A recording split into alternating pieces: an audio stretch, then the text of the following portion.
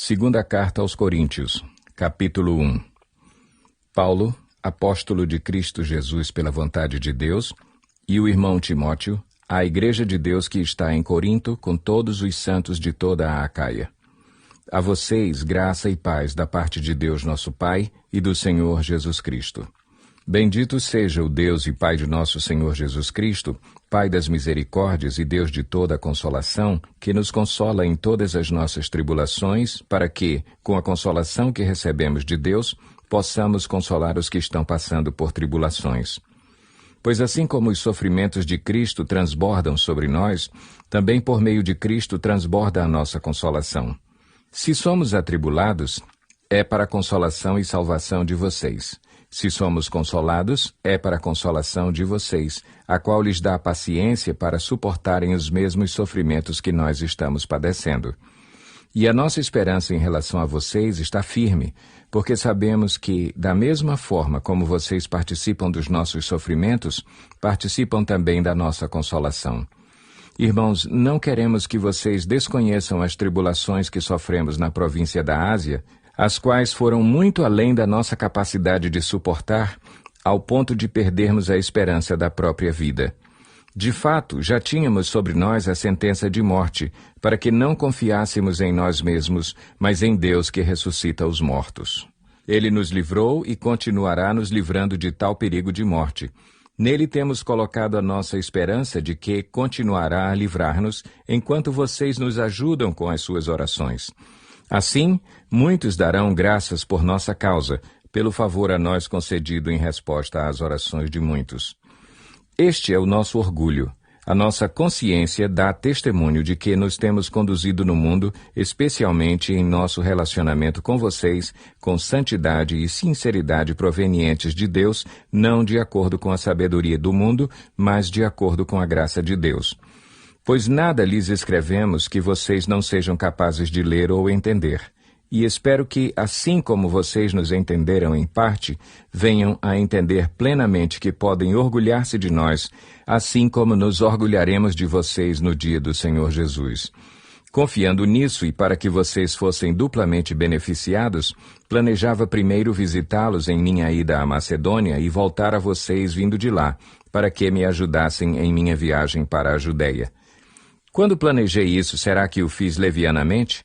Ou será que faço meus planos de modo mundano, dizendo ao mesmo tempo sim e não?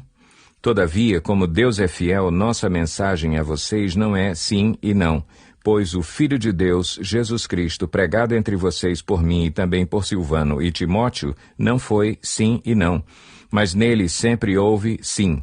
Pois quantas forem as promessas feitas por Deus, tantas tem em Cristo o sim. Por isso, por meio dele, o amém é pronunciado por nós para a glória de Deus.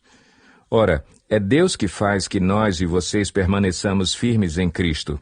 Ele nos ungiu, nos selou como sua propriedade e pôs o seu Espírito em nossos corações como garantia do que está por vir. Invoco a Deus como testemunha de que foi a fim de poupá-los que não voltei a Corinto. Não que tenhamos domínio sobre a sua fé, mas cooperamos com vocês para que tenham alegria, pois é pela fé que vocês permanecem firmes. Capítulo 2. Por isso resolvi não lhes fazer outra visita que causasse tristeza. Pois se os entristeço, quem me alegrará senão vocês, a quem tenho entristecido? Escrevi como escrevi, para que, quando eu for, não seja entristecido por aqueles que deveriam alegrar-me. Estava confiante em que todos vocês compartilhariam da minha alegria, pois eu lhes escrevi com grande aflição e angústia de coração e com muitas lágrimas, não para entristecê-los, mas para que soubessem como é profundo o meu amor por vocês. Se um de vocês tem causado tristeza, não a tem causado apenas a mim, mas também, em parte, para eu não ser demasiadamente severo, a todos vocês. A punição que lhe foi imposta pela maioria é suficiente. Agora, ao contrário, vocês devem perdoar-lhe e consolá-lo, para que ele não seja dominado por excessiva tristeza. Portanto, eu lhes recomendo que reafirmem o amor que têm por ele. Eu lhes escrevi com o propósito de saber se vocês seriam aprovados, isto é, se seriam obedientes em tudo. Se vocês perdoam a alguém, eu também perdoo. E aquilo que perdoei, se é que havia alguma coisa para perdoar, perdoei na presença de Cristo, por amor a vocês, a fim de que Satanás não tivesse vantagem sobre nós, pois não ignoramos as suas intenções. Quando cheguei a Troade para pregar o Evangelho de Cristo e vi que o Senhor me havia aberto uma porta, ainda assim não tive sossego em meu espírito, porque não encontrei ali meu irmão Tito. Por isso, despedi-me deles e fui para a Macedônia. Mas graças a Deus, que sempre nos conduz vitoriosamente em Cristo e por nosso intermédio exala em todo lugar a fragrância do seu conhecimento. Porque, para Deus, somos o aroma de Cristo entre os que estão sendo salvos e os que estão perecendo. Para estes somos cheiro de morte, para aqueles, fragrância de vida. Mas quem está capacitado para tanto? Ao contrário de muitos, não negociamos a palavra de Deus visando lucro. Antes, em Cristo, falamos diante de Deus com sinceridade, como homens enviados por Deus. Capítulo 3. Será que com isso estamos começando a nos recomendar a nós mesmos novamente? Será que precisamos, como alguns, de cartas de recomendação para vocês ou da parte de vocês? Vocês mesmos são a nossa carta, escrita em nosso coração, conhecida e lida por todos. Vocês demonstram que são uma carta de Cristo, resultado do nosso ministério, escrita não com tinta, mas com o Espírito do Deus vivo, não em tábuas de pedra, mas em tábuas de corações humanos. Tal é a confiança que temos diante de Deus por meio de Cristo. Não que possamos reivindicar qualquer coisa com base em nossos próprios méritos, mas a nossa capacidade vem de Deus. Ele nos capacitou para sermos ministros de uma nova aliança, não da letra, mas do Espírito, pois a letra mata, mas o Espírito vivifica. O ministério que trouxe a morte foi gravado com letras em pedras, mas esse ministério veio com tal glória que os israelitas não podiam fixar os olhos na face de Moisés, por causa do resplendor do seu rosto, ainda que desvanecente. Não será o ministério do Espírito ainda muito mais glorioso? Se era glorioso o ministério que trouxe condenação, quanto mais glorioso será o ministério que produz justificação. Pois o que outrora foi glorioso, agora não tem glória, em comparação com a glória insuperável. E se o que estava se desvanecendo se manifestou com glória, quanto maior será a glória do que permanece. Portanto, visto que temos tal esperança, mostramos muita confiança. Não somos como Moisés, que colocava um véu sobre a face para que os israelitas não contemplassem o resplendor que se desvanecia. Na verdade, a mente deles se fechou, pois até hoje o mesmo véu permanece quando é lida a antiga aliança. Não foi retirado, porque é somente em Cristo que ele é removido. De fato, até o dia de hoje, quando Moisés é lido, um véu cobre os seus corações. Mas quando alguém se converte ao Senhor, o véu é retirado. Ora, o Senhor é o Espírito, e onde está o Espírito do Senhor, ali há liberdade. E todos nós, que com a face descoberta contemplamos a glória do Senhor, segundo a sua imagem estamos sendo transformados com glória cada vez maior, a qual vem do Senhor, que é o Espírito. Capítulo 4. Portanto, visto que temos este ministério pela misericórdia que nos foi dada, não desanimamos. Antes, renunciamos aos procedimentos secretos e vergonhosos. Não usamos de engano, nem torcemos a palavra de Deus. Ao contrário, mediante a clara exposição da verdade, recomendamo-nos à consciência de todos diante de Deus. Mas se o nosso evangelho está encoberto, para os que estão perecendo é que está encoberto. O Deus desta era cegou o entendimento dos descrentes, para que não vejam a luz do Evangelho da glória de Cristo, que é a imagem de Deus. Mas não pregamos a nós mesmos, mas a Jesus Cristo, o Senhor, e a nós como escravos de vocês, por causa de Jesus. Pois Deus que disse, das trevas resplandeça a luz, Ele mesmo brilhou em nossos corações para a iluminação do conhecimento da glória de Deus na face de Cristo. Mas temos esse tesouro em vasos de barro, para mostrar que este poder que a tudo excede provém de Deus e não de nós. De todos os lados somos pressionados, mas não desanimados. Ficamos perplexos, mas não desesperados. Somos perseguidos, mas não abandonados. Abatidos, mas não destruídos. Trazemos sempre em nosso corpo o morrer de Jesus, para que a vida de Jesus também seja revelada em nosso corpo. Pois nós que estamos vivos somos sempre entregues à morte por amor a Jesus, para que a sua vida também se manifeste em nosso corpo mortal. De modo que em nós atua a morte, mas em vocês a vida. Está escrito: "Crie, por isso falei." Com esse mesmo espírito de fé, nós também cremos e, por isso, falamos. Porque sabemos que aquele que ressuscitou o Senhor Jesus dentre os mortos, também nos ressuscitará com Jesus e nos apresentará com vocês.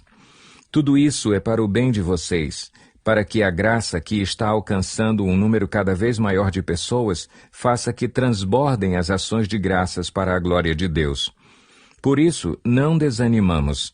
Embora exteriormente estejamos a desgastar-nos, interiormente estamos sendo renovados dia após dia, pois os nossos sofrimentos leves e momentâneos estão produzindo para nós uma glória eterna que pesa mais do que todos eles. Assim, fixamos os olhos não naquilo que se vê, mas no que não se vê, pois o que se vê é transitório, mas o que não se vê é eterno. Capítulo 5. Sabemos que, se for destruída a temporária habitação terrena em que vivemos, temos da parte de Deus um edifício, uma casa eterna nos céus, não construída por mãos humanas. Enquanto isso, gememos, desejando ser revestidos da nossa habitação celestial, porque, estando vestidos, não seremos encontrados nus. Pois, enquanto estamos nesta casa, gememos e nos angustiamos, porque não queremos ser despidos, mas revestidos da nossa habitação celestial, para que aquilo que é mortal seja absorvido pela vida. Foi Deus que nos preparou para esse propósito, dando-nos o Espírito como garantia do que está por vir. Portanto, temos sempre confiança e sabemos que, enquanto estamos no corpo, estamos longe do Senhor, porque vivemos por fé e não pelo que vemos. Temos, pois, confiança e preferimos estar ausentes do corpo e habitar com o Senhor. Por isso temos o propósito de lhe agradar, quer estejamos no corpo, quer o deixemos. Pois todos nós devemos comparecer perante o tribunal de Cristo, para que cada um receba de acordo com as obras praticadas por meio do corpo, quer sejam boas, quer sejam más. Uma vez que conhecemos o temor ao Senhor, procuramos persuadir os homens. O que somos está manifesto diante de Deus, e esperamos que esteja manifesto também diante da consciência de vocês. Não estamos tentando novamente recomendar-nos a vocês, porém lhes estamos dando a oportunidade de exultarem em nós, para que tenham o que responder aos que se vangloriam das aparências e não do que está no coração. Se enlouquecemos, é por amor a Deus. Se conservamos o juízo, é por amor a vocês. Pois o amor de Cristo nos constrange, porque estamos convencidos de que um morreu por todos, logo todos morreram. E ele morreu por todos para que aqueles que vivem já não vivam mais para si mesmos, mas para aquele que por eles morreu e ressuscitou. De modo que, de agora em diante, a ninguém mais consideramos do ponto de vista humano. Ainda que antes tenhamos considerado Cristo dessa forma, agora já não o consideramos assim. Portanto, se alguém está em Cristo, é nova criação. As coisas antigas já passaram, eis que surgiram coisas novas. Tudo isso provém de Deus, que nos reconciliou consigo mesmo por meio de Cristo e nos deu o ministério da reconciliação, ou seja, que Deus em Cristo estava reconciliando consigo o mundo, não levando em conta os pecados dos homens, e nos confiou a mensagem da reconciliação. Portanto, somos embaixadores de Cristo, como se Deus estivesse fazendo o seu apelo por nosso intermédio. Por amor a Cristo lhes suplicamos, reconciliem-se com Deus.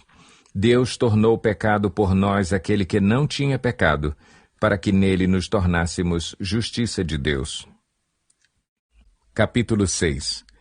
Como cooperadores de Deus, insistimos com vocês para não receberem em vão a graça de Deus. Pois ele diz, eu o ouvi no tempo favorável e o socorri no dia da salvação. Digo-lhes que agora é o tempo favorável, agora é o dia da salvação. Não damos motivo de escândalo a ninguém em circunstância alguma, para que o nosso ministério não caia em descrédito. Ao contrário, como servos de Deus, recomendamo-nos de todas as formas, em muita perseverança, em sofrimentos, privações e tristezas, em açoites, prisões e tumultos, em trabalhos árduos, noites sem dormir e jejuns, em pureza, conhecimento, paciência e bondade, no Espírito Santo e no amor sincero, na palavra da verdade e no poder de Deus, com as armas da justiça, quer de ataque, quer de defesa, por honra e por desonra, por difamação e por boa fama, tidos por enganadores, sendo verdadeiros, como desconhecidos apesar de bem conhecidos, como morrendo, mas eis que vivemos, espancados, mas não mortos, entristecidos, mas sempre alegres, pobres, mas enriquecendo muitos outros, nada tendo, mas possuindo tudo. Falamos abertamente a vocês, coríntios, e lhes abrimos todo o nosso coração. Não lhes estamos limitando o nosso afeto, mas vocês estão limitando o afeto que têm por nós. Numa justa compensação, falo como a meus filhos, abram também o coração para nós. Não se ponham em julgo desigual com descrentes, pois o que tem em comum a justiça e a maldade? Ou que comunhão pode ter a luz com as trevas? Que harmonia entre Cristo e Belial? Que há de comum entre o crente e o descrente? Que acordo há entre o templo de Deus e os ídolos? Pois somos santuário do Deus vivo. Como disse Deus, habitarei com eles e entre eles andarei. Serei o seu Deus e eles serão o meu povo. Portanto, saiam do meio deles e separem-se, diz o Senhor. Não toquem em coisas impuras, e eu os receberei e lhes serei pai, e vocês serão meus filhos e minhas filhas, diz o Senhor Todo-Poderoso. Capítulo 7. Amados, visto que temos essas promessas, purifiquemo-nos de tudo o que contamina o corpo e o espírito, aperfeiçoando a santidade no temor de Deus. Concedam-nos lugar no coração de vocês. A ninguém prejudicamos, a ninguém causamos dano, a ninguém exploramos. Não digo isso para condená-los, já lhes disse que vocês estão em nosso coração para juntos morrermos ou vivermos. Tenho grande confiança em vocês e de vocês tenho muito orgulho. Sinto-me bastante encorajado, minha alegria transborda em todas as tribulações. Pois quando chegamos à Macedônia não tivemos nenhum descanso, mas fomos atribulados de toda forma. Conflitos externos, temores internos. Deus, porém, que consola os abatidos, consolou-nos com a chegada de Tito, e não apenas com a vinda dele, mas também com a consolação que vocês lhe deram. Ele nos falou da saudade, da tristeza e da preocupação de vocês por mim, de modo que a minha alegria se tornou ainda maior. Mesmo que a minha carta lhes tenha causado tristeza, não me arrependo. É verdade que a princípio me arrependi, pois percebi que a minha carta os entristeceu, ainda que por pouco tempo. Agora, porém, me alegro, não porque vocês foram entristecidos, mas porque a tristeza os levou ao arrependimento. Pois vocês se entristeceram como Deus desejava, e de forma alguma foram prejudicados por nossa causa. A tristeza, segundo Deus, não produz remorso, mas sim um arrependimento que leva à salvação. E a tristeza, segundo o mundo, produz morte. Vejam o que esta tristeza, segundo Deus, produziu em vocês. Que dedicação, que desculpas, que indignação, que temor, que saudade, que preocupação, que desejo de ver a justiça feita. Em tudo vocês se mostraram inocentes a esse respeito. Assim, se lhes escrevi, não foi por causa daquele que cometeu o erro, nem daquele que foi prejudicado, mas para que diante de Deus vocês pudessem ver por si próprios como são dedicados a nós. Por isso, tudo fomos revigorados. Além de encorajados, ficamos mais contentes ainda ao ver como Tito estava alegre, porque seu espírito recebeu refrigério de todos vocês. Eu lhe tinha dito que estava orgulhoso de vocês não me decepcionaram. Da mesma forma como era verdade tudo o que lhes dissemos, o orgulho que temos de vocês diante de Tito também mostrou-se verdadeiro. E a afeição dele por vocês fica maior ainda, quando lembra que todos vocês foram obedientes, recebendo-o com temor e tremor. Alegro-me por poder ter plena confiança em vocês. Capítulo 8. Agora, irmãos, queremos que vocês tomem conhecimento da graça que Deus concedeu às igrejas da Macedônia. No meio da mais severa tribulação, a grande alegria e a extrema pobreza deles transbordaram em rica generosidade. Pois dou testemunho de que eles deram tudo quanto podiam e até além do que podiam. Por iniciativa própria, eles nos suplicaram insistentemente o privilégio de participar da assistência aos santos. E não somente fizeram o que esperávamos, mas entregaram-se primeiramente a si mesmos ao Senhor e depois a nós, pela vontade de Deus. Assim, recomendamos a Tito que, assim como ele já havia começado, também completasse esse ato de graça da parte de vocês. Todavia, assim como vocês se destacam em tudo, na fé, na palavra, no conhecimento, na dedicação completa e no amor que vocês têm por nós, destaquem-se também neste privilégio de contribuir. Não lhes estou dando uma ordem, mas quero verificar a sinceridade do amor de vocês, comparando-o com a dedicação dos outros.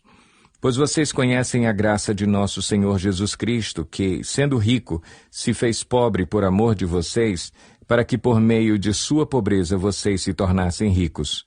Este é meu conselho. Convém que vocês contribuam, já que desde o ano passado vocês foram os primeiros não somente a contribuir, mas também a propor esse plano. Agora, completem a obra, para que a forte disposição de realizá-la seja igualada pelo zelo em concluí-la, de acordo com os bens que vocês possuem. Porque, se há prontidão, a contribuição é aceitável de acordo com aquilo que alguém tem, e não de acordo com o que não tem.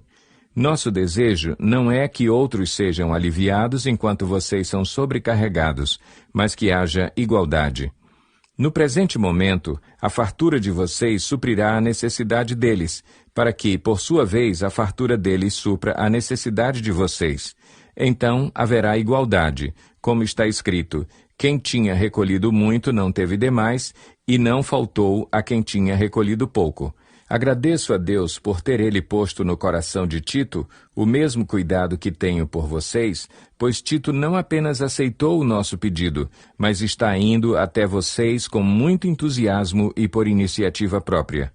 Com ele estamos enviando o irmão que é recomendado por todas as igrejas por seu serviço no Evangelho. Não só por isso, mas ele também foi escolhido pelas igrejas para nos acompanhar quando formos ministrar esta doação, o que fazemos para honrar o próprio Senhor e mostrar a nossa disposição.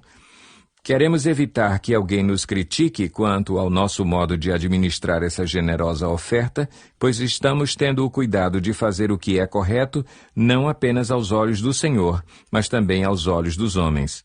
Além disso, estamos enviando com eles o nosso irmão que muitas vezes e de muitas maneiras já nos provou que é muito dedicado, e agora ainda mais por causa da grande confiança que ele tem em vocês. Quanto a Tito, ele é meu companheiro e cooperador entre vocês. Quanto a nossos irmãos, eles são representantes das igrejas e uma honra para Cristo. Portanto, diante das demais igrejas, demonstrem a esses irmãos a prova do amor que vocês têm e a razão do orgulho que temos de vocês. Capítulo 9. Não tenho necessidade de escrever-lhes a respeito dessa assistência aos santos. Reconheço a sua disposição em ajudar e já mostrei aos macedônios o orgulho que tenho de vocês, dizendo-lhes que, desde o ano passado, vocês da Acaia estavam prontos a contribuir, e a dedicação de vocês motivou a muitos. Contudo, estou enviando os irmãos para que o orgulho que temos de vocês a esse respeito não seja em vão, mas que vocês estejam preparados, como eu disse que estariam, a fim de que, se alguns macedônios forem comigo e os encontrarem despreparados, nós, para não mencionar vocês, não fiquemos envergonhados por tanta confiança que tivemos. Assim, achei necessário recomendar que os irmãos os visitem antes e concluam os preparativos para a contribuição que vocês prometeram. Então, ela estará pronta como oferta generosa e não como algo dado com avareza. Lembrem-se, aquele que semeia pouco, também colherá pouco, e aquele que semeia com fartura, também colherá fartamente. Cada um dê conforme determinou em seu coração, não com pesar ou por obrigação, pois Deus ama quem dá com alegria. E Deus é poderoso para fazer que lhes seja acrescentada toda a graça, para que em todas as coisas, em todo o tempo, tendo tudo o que é necessário, vocês transbordem em toda boa obra. Como está escrito, distribuiu, deu os seus bens aos necessitados, a sua justiça dura para sempre. Aquele que supre a semente ao que semeia e o pão ao que come, também lhes suprirá e multiplicará a semente e fará crescer os frutos da sua justiça. Vocês serão enriquecidos de todas as formas, para que possam ser generosos em qualquer ocasião e, por nosso intermédio, a sua generosidade resulte em ação de graças a Deus.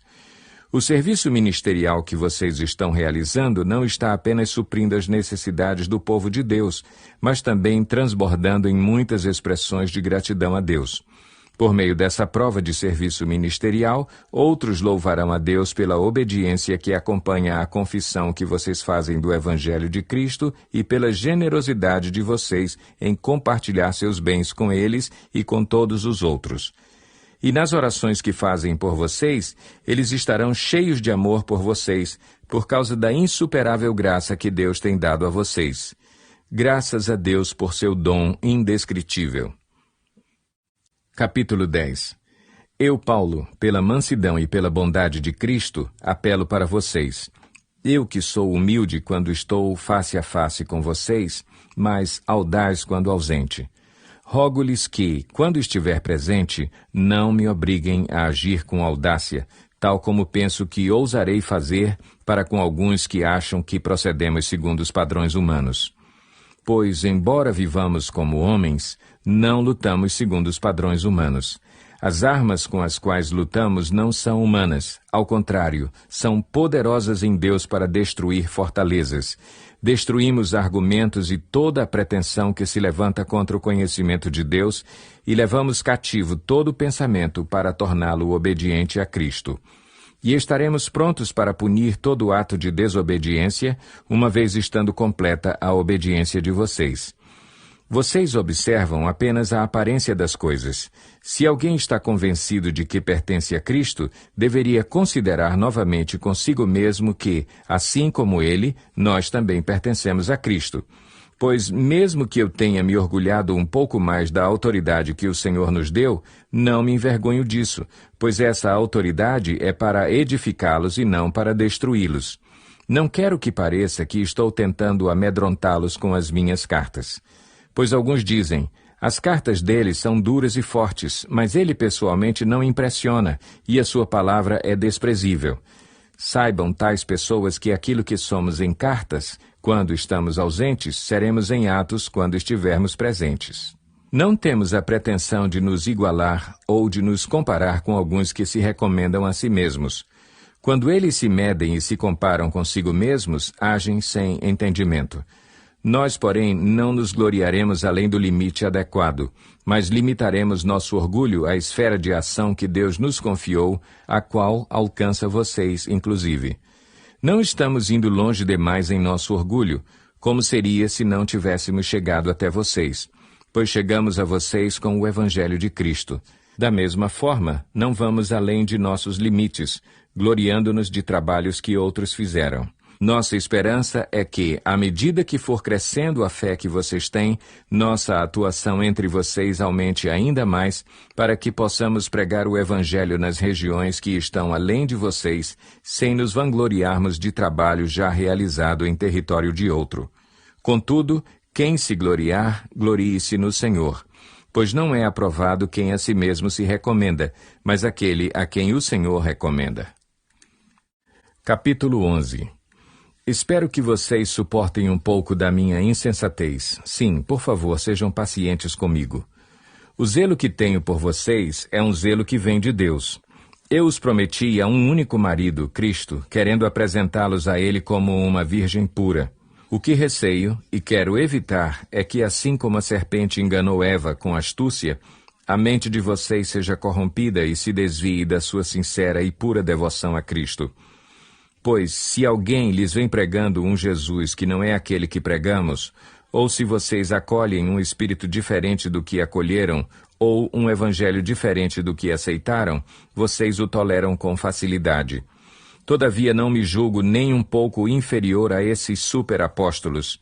Eu posso não ser um orador eloquente, contudo tenho conhecimento. De fato, já manifestamos isso a vocês em todo tipo de situação. Será que cometi algum pecado ao humilhar-me a fim de elevá-los, pregando-lhes gratuitamente o Evangelho de Deus? Despojei outras igrejas, recebendo delas sustento a fim de servi-los. Quando estive entre vocês e passei por alguma necessidade, não fui um peso para ninguém, pois os irmãos, quando vieram da Macedônia, supriram aquilo de que eu necessitava. Fiz tudo para não ser pesado a vocês, e continuarei a agir assim. Tão certo como a verdade de Cristo está em mim, ninguém na região da Acaia poderá privar-me deste orgulho. Por quê? Porque não amo vocês? Deus sabe que os amo. E continuarei fazendo o que faço, a fim de não dar oportunidade àqueles que desejam encontrar ocasião de serem considerados iguais a nós nas coisas de que se orgulham. Pois tais homens são falsos apóstolos, obreiros enganosos, fingindo-se apóstolos de Cristo. Isto não é de admirar, pois o próprio Satanás se disfarça de anjo de luz. Portanto, não é surpresa que os seus servos finjam que são servos da justiça. O fim deles será o que as suas ações merecem. Faço questão de repetir: ninguém me considere insensato. Mas se vocês assim me consideram, recebam-me como receberiam um insensato, a fim de que eu me orgulhe um pouco. Ao ostentar este orgulho, não estou falando segundo o Senhor, mas como insensato. Visto que muitos estão se vangloriando de modo bem humano, eu também me orgulharei. Vocês, por serem tão sábios, suportam de boa vontade os insensatos. De fato, vocês suportam até quem os escraviza ou os explora, ou quem se exalta ou lhes fere a face. Para minha vergonha, admito que fomos fracos demais para isso. Naquilo em que todos os outros se atrevem a gloriar-se, falo como insensato, eu também me atrevo. São eles hebreus? Eu também. São israelitas? Eu também. São descendentes de Abraão? Eu também. São eles servos de Cristo? Estou fora de mim para falar desta forma, eu ainda mais. Trabalhei muito mais. Fui encarcerado mais vezes, fui açoitado mais severamente e exposto à morte repetidas vezes. 5 vezes recebi dos judeus 39 açoites. 3 vezes fui golpeado com varas, 1 vez apedrejado, 3 vezes sofri naufrágio, passei 1 noite e 1 dia exposto à fúria do mar. Estive continuamente viajando de uma parte a outra, enfrentei perigos nos rios, perigos de assaltantes, perigos dos meus compatriotas, perigos dos gentios, perigos na cidade, perigos no deserto, perigos no mar e perigos dos falsos irmãos. Trabalhei arduamente, muitas vezes fiquei sem dormir, passei fome e sede, e muitas vezes fiquei em jejum, suportei frio e nudez. Além disso, enfrento diariamente uma pressão interior, a saber, a minha preocupação com todas as igrejas. Quem está fraco que eu não me sinta fraco? Quem não se escandaliza que eu não me queime por dentro? Se devo orgulhar-me, que seja nas coisas que mostram a minha fraqueza. O Deus e Pai do Senhor Jesus, que é bendito para sempre, sabe que não estou mentindo. Em Damasco, o governador nomeado pelo rei Aretas mandou que se vigiasse a cidade para me prender. Mas de uma janela na muralha fui baixado numa cesta e escapei das mãos dele. Capítulo 12. É necessário que eu continue a gloriar-me com isso. Ainda que eu não ganhe nada com isso, passarei as visões e revelações do Senhor. Conheço um homem em Cristo que há 14 anos foi arrebatado ao 3º céu. Se foi no corpo ou fora do corpo, não sei, Deus o sabe. E sei que esse homem, se no corpo ou fora do corpo, não sei, mas Deus o sabe, foi arrebatado ao paraíso e ouviu coisas indizíveis, coisas que ao homem não é permitido falar. Nesse homem me gloriarei, mas não em mim mesmo, a não ser em minhas fraquezas. Mesmo que eu preferisse gloriar-me, não seria insensato, porque estaria falando a verdade. Evito fazer isso para que ninguém pense a meu respeito mais do que em mim vê ou de mim ouve. Para impedir que eu me exaltasse por causa da grandeza dessas revelações, foi-me dado um espinho na carne, um mensageiro de Satanás para me atormentar. 3 vezes roguei ao Senhor que o tirasse de mim. Mas ele me disse: minha graça é suficiente para você, pois o meu poder se aperfeiçoa na fraqueza. Portanto, eu me gloriarei ainda mais alegremente em minhas fraquezas, para que o poder de Cristo repouse em mim. Por isso, por amor de Cristo, regozijo-me nas fraquezas, nos insultos, nas necessidades, nas perseguições, nas angústias, pois, quando sou fraco, é que sou forte. Fui insensato, mas vocês me obrigaram a isso. Eu devia ser recomendado por vocês, pois em nada sou inferior aos superapóstolos, embora eu nada seja. As marcas de um apóstolo, sinais, maravilhas e milagres, foram demonstradas entre vocês com grande perseverança. Em que vocês foram inferiores às outras igrejas, exceto no fato de eu nunca ter sido um peso para vocês? Perdoem-me esta ofensa.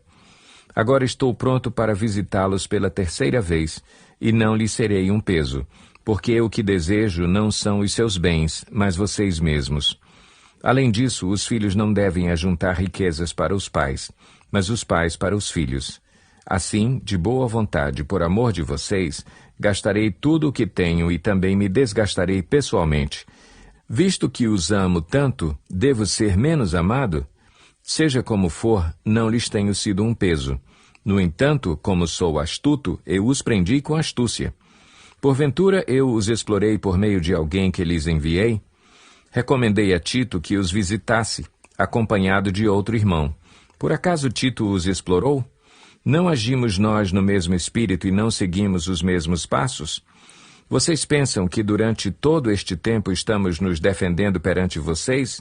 Falamos diante de Deus como alguém que está em Cristo, e tudo o que fazemos, amados irmãos, é para fortalecê-los.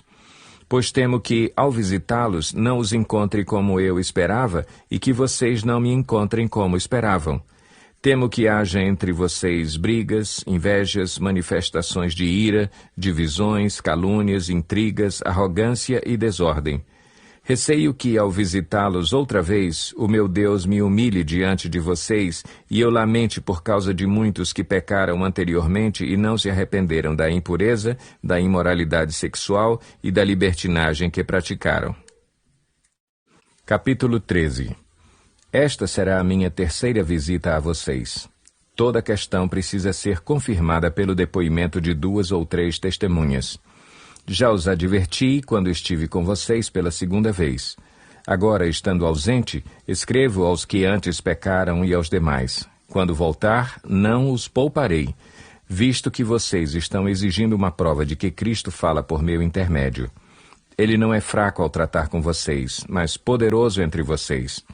Pois, na verdade, foi crucificado em fraqueza, mas vive pelo poder de Deus. Da mesma forma, somos fracos nele, mas pelo poder de Deus viveremos com ele para servir vocês. Examinem-se para ver se vocês estão na fé. Provem-se a si mesmos. Não percebem que Cristo Jesus está em vocês? A não ser que tenham sido reprovados. E espero que saibam que nós não fomos reprovados. Agora, oramos a Deus para que vocês não pratiquem mal algum. Não para que os outros vejam que temos sido aprovados, mas para que vocês façam o que é certo, embora pareça que tenhamos falhado. Pois nada podemos contra a verdade, mas somente em favor da verdade. Ficamos alegres sempre que estamos fracos e vocês estão fortes. Nossa oração é que vocês sejam aperfeiçoados. Por isso escrevo estas coisas, estando ausente, para que quando eu for não precise ser rigoroso no uso da autoridade que o Senhor me deu para edificá-los e não para destruí-los. Sem mais, irmãos, despeço-me de vocês. Procurem aperfeiçoar-se, exortem-se mutuamente, tenham um só pensamento, vivam em paz. E o Deus de amor e paz estará com vocês. Saúdem uns aos outros com beijo santo. Todos os santos lhes enviam saudações. A graça do Senhor Jesus Cristo, o amor de Deus e a comunhão do Espírito Santo sejam com todos vocês.